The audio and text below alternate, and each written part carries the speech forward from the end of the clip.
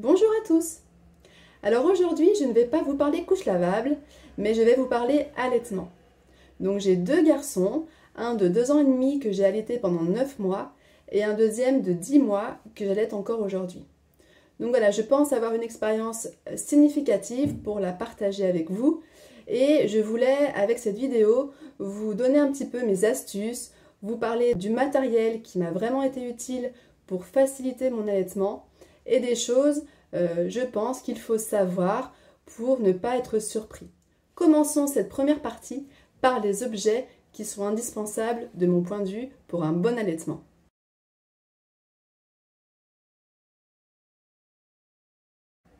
Donc premier objet que je vous montre directement porté sur moi, c'est le soutien-gorge d'allaitement que je trouve indispensable que vous ayez une petite ou une grosse poitrine. Donc comment il fonctionne? Donc c'est comme une brassière, hein, sauf que ici vous avez un petit crochet pour que le sein puisse être dégagé et que bébé puisse téter plus facilement. Donc bien sûr, vous le refermez de la même manière en clipsant ici. C'est vraiment très facile. Voilà, un côté puis l'autre. Pas besoin de tirer comme ça sur votre soutien-gorge standard, au risque de l'abîmer, au risque de faire mal à votre sein. Là, c'est vraiment parfait. Donc comme vous l'aurez remarqué, vous n'avez pas d'armature sur ce genre de soutien-gorge pour que ce soit beaucoup plus confortable, pas écraser le sein à sa base. Alors ça ne fait pas des seins magnifiques, ça ne les remonte pas, mais c'est pas ce qu'on lui demande. Ce qu'on lui demande, c'est d'être confortable et pour le coup, c'est très confortable. Comme vous pouvez le voir, ici, il y a des petits élastiques sur le dessus. Voilà. Donc tous les soutiens-gorge ne sont pas faits pareil, hein.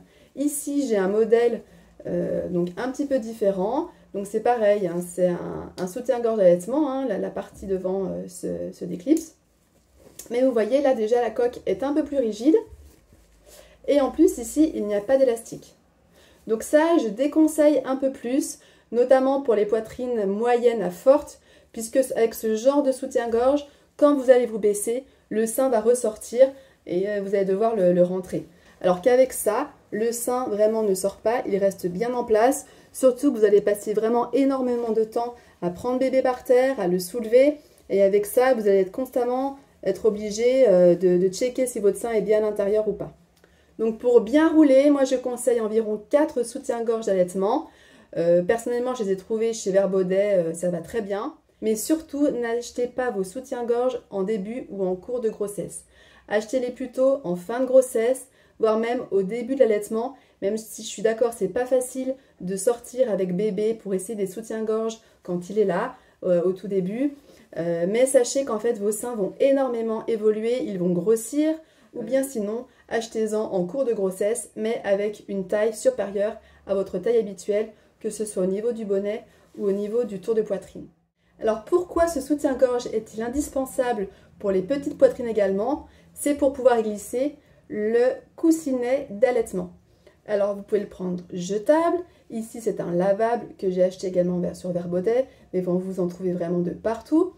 Mais voilà, hop, vous le glissez à l'intérieur, ni vu ni connu, ça va permettre donc de recueillir le lait qui peut s'écouler de votre sein.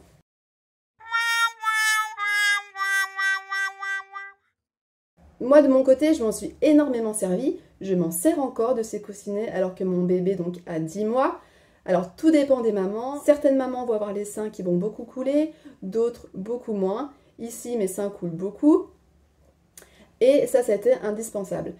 J'en ai environ une vingtaine de paires pour vraiment bien tourner entre chaque lessive, le temps qu'il sèche. Vraiment quand c'était critique, je pouvais en utiliser jusqu'à 4 à 5 paires par jour. Alors il faut savoir quand même que les coussinets jetables coûtent relativement cher à l'achat et que si comme moi vos seins coulent beaucoup, ça va vous faire vraiment un gros budget. Donc partez directement sur les lavables, hein, c'est très bien. Alors il faut savoir que les seins vont couler dans différentes circonstances. Tout d'abord, quand votre bébé va téter à un sein, l'autre va couler. Vous allez sentir comme des picotements qui vont signifier que le lait commence à sortir de l'autre sein. Donc là, le coussinet est vraiment indispensable, hein. À la tétée suivante, quand vous donnerez l'autre sein, eh bien c'est le premier qui va également couler. Alors une autre circonstance où le coussinet va être important, c'est quand le rythme de tétée de votre bébé va évoluer. bébé va moins téter pour différentes raisons, soit parce que tout simplement il grandit, soit parce qu'il est malade, soit parce qu'il commence également à faire ses nuits. Et là, le coussinet va vous permettre donc d'absorber le lait donc, qui va couler pour le coup des deux côtés. Alors qu'on soit bien d'accord, si votre bébé va enchaîner une nuit de 12 heures alors que précédemment il tétait toutes les 3-4 heures, le coussinet à lui seul ne suffira pas à absorber tout le lait qui va sortir de vos seins. Petite astuce pour laver vos coussinets sans qu'ils ne se coincent dans le joint de la machine à laver, utilisez tout simplement un filet de lavage. Un autre objet indispensable de mon point de vue pour bien allaiter, c'est le coussin d'allaitement. Alors le coussin d'allaitement, il ressemble un petit peu à un polochon, même si c'est beaucoup plus maniable, même si c'est beaucoup plus déformable, et il va vous permettre de bien caler bébé ou de bien caler votre bras lors des tétées. Sachant qu'au début, bébé va beaucoup rester contre vous, bébé va beaucoup téter, donc il est très important que vous soyez bien à l'aise, bien confortable pour donner la tétée, pour ne pas vous créer des douleurs au niveau du bras ou au niveau du dos. Sachez également que le coussin d'allaitement peut vous être utile avant la naissance de bébé, notamment dans votre lit quand vous dormez ou voire même sur le canapé, pour bien caler votre ventre, pour le mettre entre vos jambes, pour ne pas que vos jambes se touchent, voire même pour caler la nuque. Voilà, c'est vraiment important de trouver des bonnes positions, sachant qu'à la fin de la grossesse, c'est pas toujours évident. En tout cas, le coussin d'allaitement peut vous aider à vraiment bien vous caler.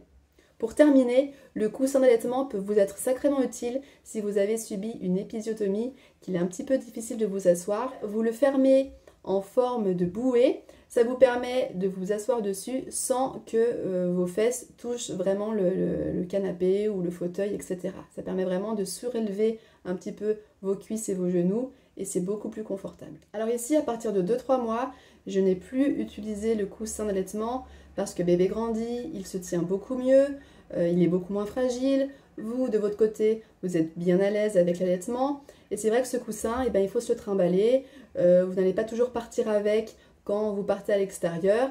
Et finalement, vous allez commencer à allaiter sans et vous allez voir que c'est tout à fait possible. Autre objet indispensable de mon point de vue, c'est la lanoline. Donc la lanoline, en fait, c'est une substance naturelle. C'est la graisse qui est issue de la laine, donc du poil de mouton. Donc c'est complètement naturel, il n'y a aucun problème. Et en fait, la lanoline, ça permet de protéger et d'hydrater votre mamelon pour éviter donc les crevasses. Alors j'en ai beaucoup utilisé pour mes 2 allaitements, dès les premières tétées, donc à la maternité. Je commençais par mettre un petit peu de lait maternel sur mes mamelons et ensuite je finissais par mettre de la lanoline, donc pour que vraiment mes mamelons soient très hydratés et donc éviter l'apparition de crevasses. Sachez que on ne se sert pas de lanoline durant tout l'allaitement. Moi, ça fait bien longtemps que je m'en sers plus, mais c'est principalement les premières semaines pour vraiment éviter le risque de crevasse que l'on s'en sert majoritairement. Je m'en suis quand même servi cet hiver quand j'avais des crevasses au niveau des doigts, quand vraiment il faisait très froid, que j'avais là vraiment la peau sèche. Vous avez des crevasses là, qui se forment sur les pouces ou sur les doigts qui sont vraiment très douloureuses. La lanoline permettait de protéger et vraiment de cicatriser beaucoup plus vite ces crevasses. Donc vous avez plusieurs utilisations. Donc ici j'ai eu pas mal de crevasses pour mon premier allaitement et aucune pour mon second allaitement. Donc je vais vous donner mes astuces pour vraiment les éviter parce que sachez que ça fait très mal, c'est très douloureux et ça peut freiner beaucoup de mamans dans leur allaitement.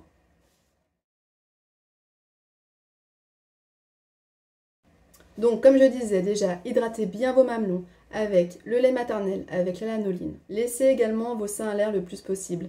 Alors que vous soyez à la maternité, à la maison, s'il ne fait pas trop froid, moi je vous conseille, c'est d'enlever votre t-shirt, enlever les petits clips de vos soutiens-gorge pour vraiment laisser vos seins respirer. Multipliez également les positions d'allaitement. Alors, vous avez plusieurs positions qui sont relativement faciles. Donc, vous avez la position Madone, où bébé est comme ça, simplement, vous le portez avec votre main. Vous avez la position ballon de rugby, comme ça, donc qui est plutôt facile à mettre en place avec le coussin, justement d'allaitement. Et vous avez la position quand vous êtes allongé sur votre lit, que bébé est allongé à côté de vous. Ça, c'est une position aussi qui est très simple à mettre en place. Alors pourquoi multiplier les positions? C'est pour que bébé ne tète pas toujours au même endroit votre mamelon, pour donc que votre mamelon soit à peu près homogène dans la succion. Donc ça évite l'apparition de crevasses et en plus c'est bénéfique pour la montée de lait. Alors n'hésitez pas à demander de l'aide au personnel à la maternité. Elles vous aideront vraiment à trouver les positions, à bien positionner bébé. Moi je sais qu'elles m'ont beaucoup aidé pour pouvoir après reproduire ces positions à la maison. Donc sachez que vous n'allez pas devoir multiplier ces positions durant tout l'allaitement, hein. Ça, c'est utile les quelques premières semaines pour que l'allaitement se mette en place. Mais personnellement, moi, à partir d'un mois, mon bébé était toujours en madone, hein. Et dernier point important pour l'apparition des crevasses, c'est comment bébé va prendre dans sa bouche le mamelon. Donc il est très important que bébé prenne tout le mamelon dans sa bouche et pas uniquement le téton. Parce qu'à ce moment-là, ça va vraiment vous faire très mal. Si vous voyez que votre bébé n'a pas correctement pris le mamelon en bouche, donc pour le décrocher, il faudra faire un appel d'air avec votre doigt, donc simplement comme ça, hop, en tirant sur la commissure de ses lèvres, ça va faire rentrer de l'air et il va se décrocher de votre sein. Sinon, franchement, bébé est une vraie ventouse. Si vous tirez sur votre sein pour le décrocher, ou si au contraire, vous essayez d'éloigner un petit peu bébé, il ne se décrochera jamais. Autre équipement indispensable, ce sont les langes. Donc les langes, c'est quoi? C'est un grand carré comme ça de tissu, de coton. Alors c'est vrai qu'on peut ne pas trop savoir à quoi ça sert au début, moi c'était mon cas. Et finalement, quand bébé va arriver, vous allez voir que c'est indispensable. Donc première utilisation, vous le mettez sur votre épaule comme ça. Et quand vous allez avoir bébé contre vous, notamment après la tétée, si vous lui faites faire son rot comme ça en le tapotant, vous allez voir que très souvent il va régurgiter et donc ça va éviter de tacher vos vêtements. Donc bébé régurgite énormément et pendant très longtemps. C'est normal, ne vous inquiétez pas. Personnellement, ces langes, je m'en suis servi quasiment jusqu'à 8-9 mois de mon bébé. Donc ils vont vous être très utiles. Ils pourront également vous servir de pare-soleil quand vous allez promener bébé dans sa nacelle, que le soleil va pile poil pointer sur le visage de bébé. Vous pourrez le protéger avec ça. Alors, qu'on soit bien d'accord, pas quand il fait trop chaud, hein, parce que si vous protégez bébé avec ça quand il fait vraiment très chaud, ça va emprisonner la chaleur dans la nacelle et bébé après risque d'avoir très chaud. Vous pourrez également vous en servir comme petite couverture quand en fin de journée la température commence un petit peu à baisser, ou également pour cacher votre sein quand vous allaitez. Ça c'est vrai que je m'en suis beaucoup servi en public, quand vous êtes sur un banc, quand vous êtes chez des amis ou chez vos parents. Voilà, si vous êtes un petit peu pudique, vous cachez ça, vous mettez ça sur la tête de bébé et ça cache entièrement vos seins. Vous allez avoir probablement besoin d'un tire-lait.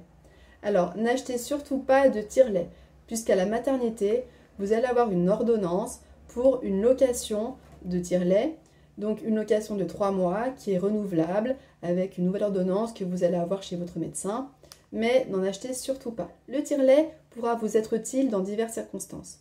Soit quand vous sortez sans bébé, que vous laissez bébé à votre conjoint, ce que je vous conseille de faire pour vous aérer un petit peu les idées, eh bien vous tirez votre lait pour que papa puisse donner le biberon à votre bébé. Alors ici, ce sont les crevasses qui m'ont poussé à louer le tire-lait pour la première fois. J'avais tellement mal quand je mettais bébé au sein, donc les premiers jours, hein, les premières semaines, je ne pouvais plus allaiter tellement que j'avais mal. Donc je tirais mon lait, donc ça fait vraiment aucune douleur, ce qui me permettait de nourrir bébé avec mon propre lait. Et également attendre que mes crevasses guérissent. Alors un tout petit objet qui peut avoir son importance, notamment en cas de crevasse, ce sont les bouts de sein, appelés aussi tétrelles. Donc moi je m'en suis servi de manière vraiment occasionnelle pour mon premier allaitement, donc quand j'ai eu toujours ces crevasses. Donc en plus de faire le tire-lait, je mettais le bout de sein lors des tétées et pareil, vous n'allez avoir aucune douleur. Donc ça permet vraiment au sein de cicatriser, que bébé tète quand même le sein. Alors personnellement, j'ai pas adhéré à 100% parce que mon enfant avait du mal à téter avec. Mais il y a des enfants chez qui ça fonctionne très bien et les bouts de sein deviennent même indispensables pour certaines mamans. N'hésitez pas à avoir quand même un petit peu de lait artificiel dans votre placard pour plusieurs raisons. Par exemple, si vous sortez entre copines, que vous n'avez pas tiré assez de lait, que bébé a extrêmement faim, que vous êtes coincé dans le métro, papa aura au moins cette solution de secours que du lait artificiel pour soulager bébé. Alors, il est possible aussi que maman ne puisse plus allaiter pour diverses raisons plus ou moins graves, malheureusement parfois ça arrive, que c'est dimanche, que tous les magasins sont fermés. Voilà, avoir un petit peu de lait artificiel à la maison, ça vous évite de courir à la pharmacie de garde qui est à l'autre bout de la ville avec un bébé qui meurt de faim, qui n'arrête pas de pleurer. Ça peut vraiment vous éviter pas mal de gros problèmes. Vous pouvez également acheter des petits sacs de congélation pour congeler votre lait si jamais vous voulez stocker votre lait en vue d'une reprise de travail ou bien en vue d'une garde chez les grands-parents. Voilà, ces sacs de congélation sont très pratiques. Vous avez dessus la quantité de lait qui est à l'intérieur. Ça fonctionne très bien. Alors certaines mamans également utilisent des bracelets pour mettre autour du poignet pour savoir quel sein elles viennent de donner et donc pour savoir quel sein elles devront donner à la prochaine tétée. Alors ça, moi je m'en suis pas vraiment servie puisque je me souvenais de quel sein j'avais donné, mais c'est vrai que parfois quand c'est la nuit, quand on ne sait plus trop, quand il y a beaucoup de tétées, il est parfois utile d'utiliser ces bracelets. Mais sachez également qu'il existe des applications spéciales pour noter l'heure de la tétée, la durée de la tétée et le sein que vous venez d'utiliser. Alors je vous conseille également d'investir dans des produits de beauté un peu plus clean. Alors même si vous n'allez pas vous maquiller dès les premiers jours à la maternité ou à la maison, vous allez peut-être utiliser des déodorants. Alors personnellement j'ai acheté ce déodorant à base d'ingrédients naturels, donc beurre de karité, coco, cacao et surtout sans huile essentielle.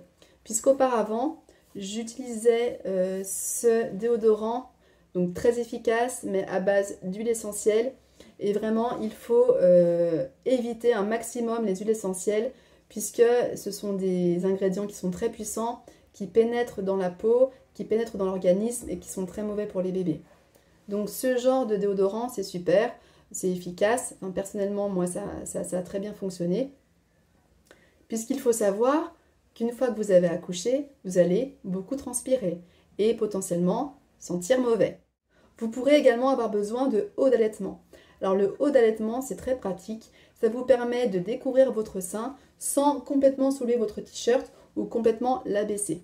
Alors il existe des t-shirts d'allaitement à manches courtes, à manches longues, voilà pour l'été, pour la mi-saison, mais il existe également des pulls d'allaitement avec 2 espaces sur le côté où vous pourrez donc libérer votre sein.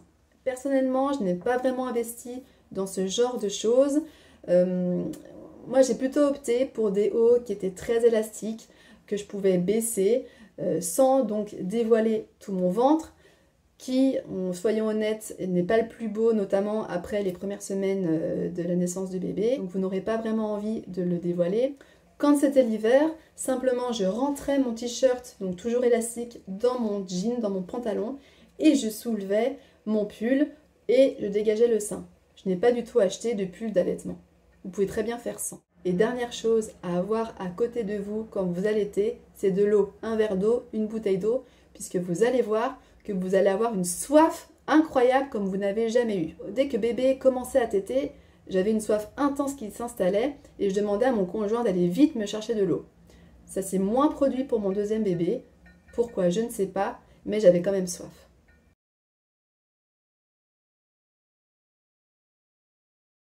Alors dans cette deuxième partie, je vais vous parler des petites choses, des petits points qu'il est important de savoir pour bien allaiter. Ce que je peux vous conseiller déjà, c'est de vraiment vous renseigner, de lire des livres sur l'allaitement. C'est important de savoir ce qui va vous attendre, ce qui est normal, ce qui n'est pas normal, et de ne pas abandonner au premier problème que vous allez rencontrer. Alors sachez déjà que l'allaitement ne permet pas uniquement de nourrir bébé.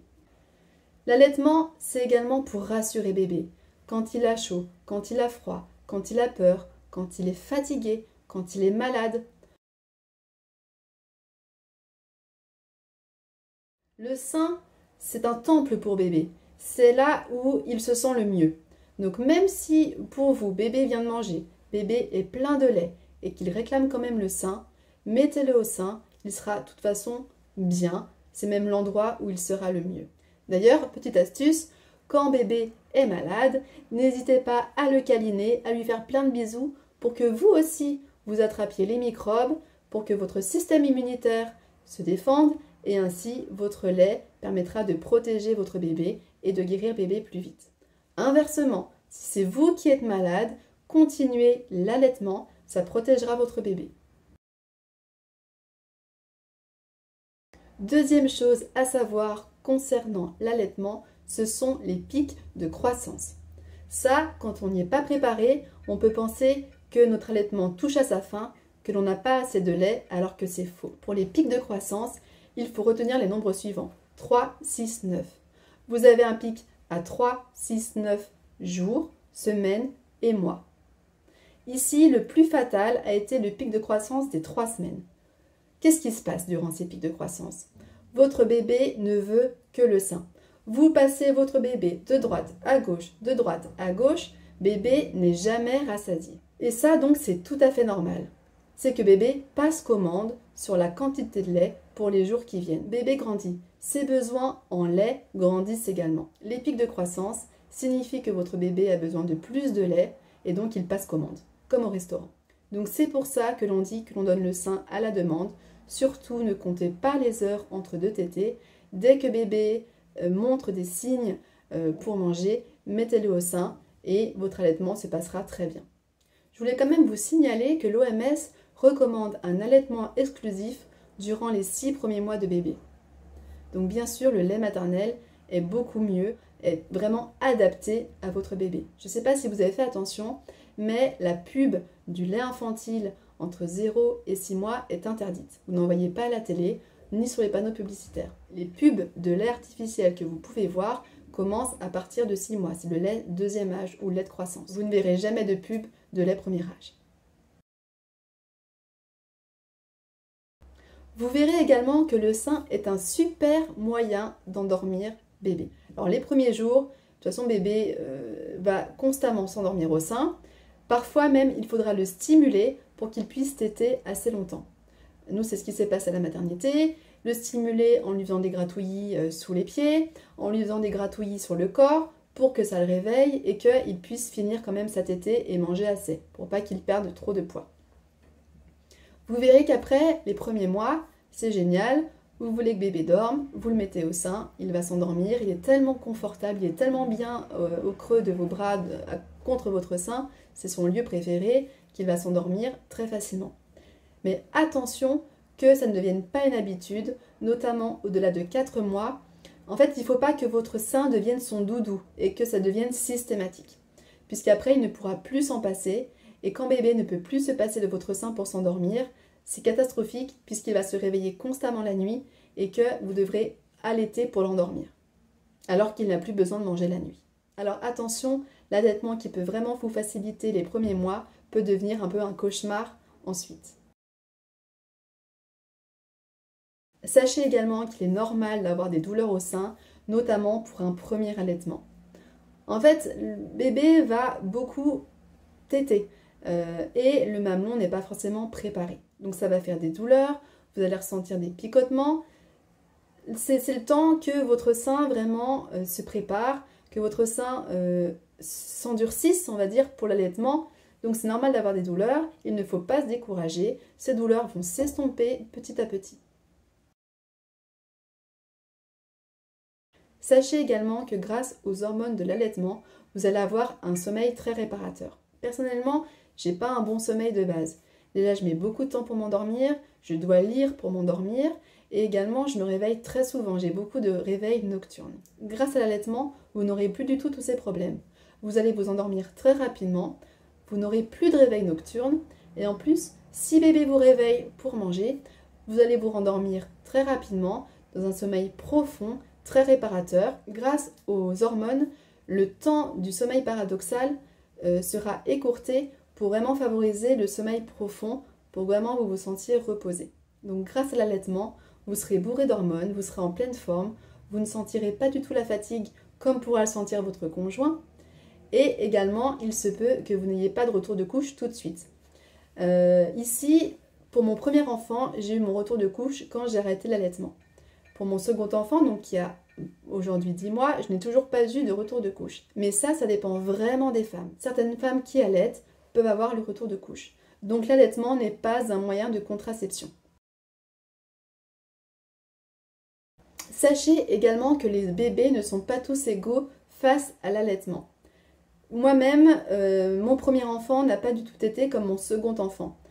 Pour mon premier enfant, les tétées étaient interminables. Ça durait 45 minutes. Il prenait beaucoup de temps. Surtout la nuit, c'était difficile. Pour mon second enfant, les tétés étaient très rapides. En 10 minutes, c'était réglé. Pareil, vous allez avoir des enfants qui vont vouloir téter souvent, d'autres moins souvent. Vous allez avoir des enfants qui vont vouloir téter longtemps, c'est-à-dire plusieurs mois, plusieurs années. D'autres vont vouloir arrêter le sein par eux-mêmes plus tôt. Il existe aussi des enfants qui vont préférer un sein et pas l'autre. C'est ce qui s'est passé pour mon premier enfant. Je devais avoir un sein qui donnait un petit peu moins que l'autre, et clairement, il ne voulait pas du sein gauche, mais ne voulait que du sein droit. Donc j'ai fini par allaiter plusieurs mois que du sein droit. Sachez que c'est tout à fait possible. Par contre, ça se voit sur le volume de vos seins. Le sein qui allaite était beaucoup plus gros que le sein où il n'y avait plus de lait. Alors par expérience, pour un premier allaitement, il faudra à peu près 2 semaines et demie, 3 semaines pour vraiment être à l'aise. Être à l'aise dans les diverses positions, également pour ne plus avoir de douleur. Au bout de ces quelques semaines, vous n'aurez que des petits picotements qui sont tout à fait normaux. Et également pour reconnaître quand bébé a faim. Puisque ce que je peux vous conseiller, et ça beaucoup de professionnels le conseillent, c'est de ne pas attendre que bébé pleure pour lui donner à manger. En fait, quand bébé pleure, c'est déjà un petit peu trop tard. Je dirais c'est qu'il est déjà un petit peu au bout de sa vie. Il pleure, il a très faim. Ce ne sont pas vraiment les meilleures conditions pour lui donner à manger. Essayez de reconnaître les signes d'éveil, les signes de faim. Quand bébé commence un petit peu à s'agiter, que ses yeux roulent sous ses paupières, qu'il ouvre la bouche, qu'il fait des petits mouvements de succion avec sa bouche, qu'il met même son poing à la bouche, c'est qu'il a faim, c'est que vous pouvez mettre votre bébé au sein. Pour être sûr qu'il a faim, ce que vous pouvez faire, c'est mettre votre petit doigt comme ça à la commissure de sa bouche, et si votre bébé tourne la tête et cherche à manger votre doigt, c'est qu'il a faim, c'est qu'il cherche le sein. Sachez en plus que lorsqu'un bébé pleure, ça le fatigue beaucoup. Donc si ça le fatigue, il risque de s'endormir à votre sein sans avoir mangé suffisamment.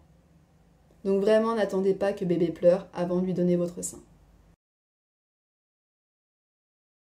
Ce que je peux vous conseiller également par expérience, c'est de proposer régulièrement à votre enfant le biberon, que ce soit avec votre lait ou du lait artificiel. Alors, peut-être pas les premiers jours, mais je dirais au bout de 4 à 5 semaines.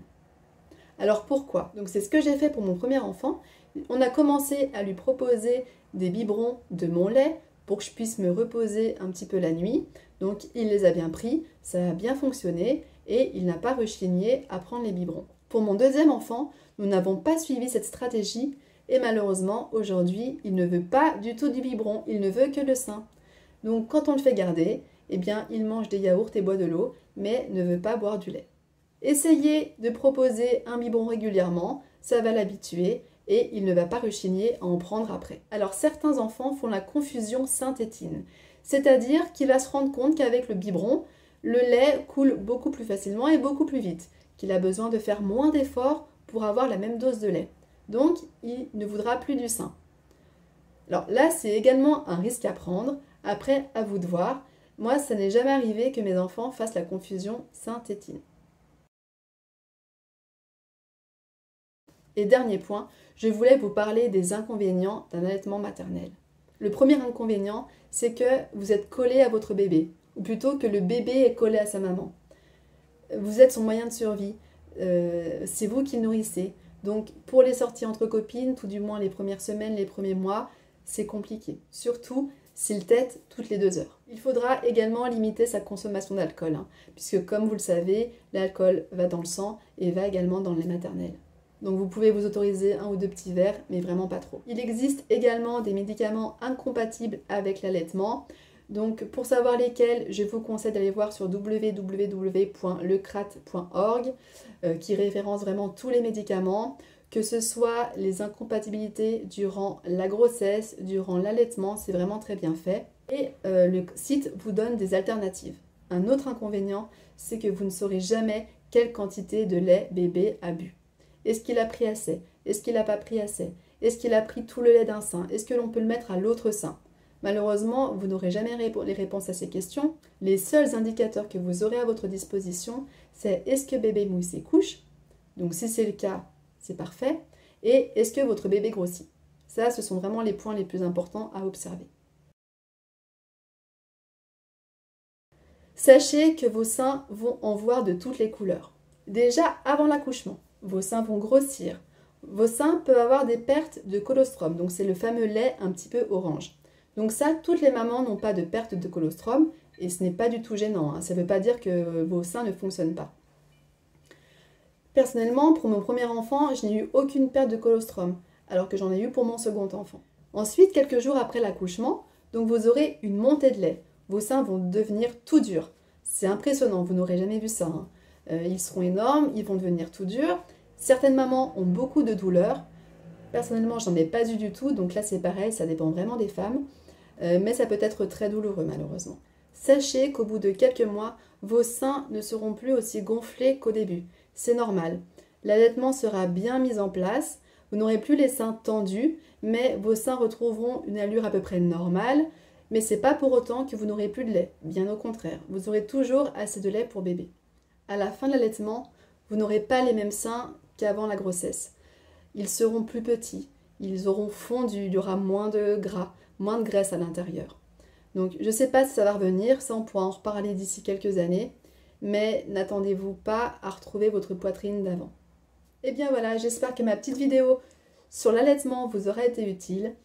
N'hésitez pas, comme je disais, à vous renseigner sur le sujet, c'est important de savoir où l'on va, mais en tout cas sachez que c'est vraiment une superbe expérience. Moi je ne regrette pas du tout d'avoir allaité aussi longtemps mes enfants, c'est bon pour vous, c'est bon pour eux, il n'y a que du positif quasiment. C'est naturel. Certes, vous allez avoir quelques petites douleurs, mais c'est normal. Vous allez voir, ce sont vraiment des moments magiques, notamment la première tétée d'accueil. C'est vraiment un moment inoubliable. À bientôt pour une nouvelle vidéo.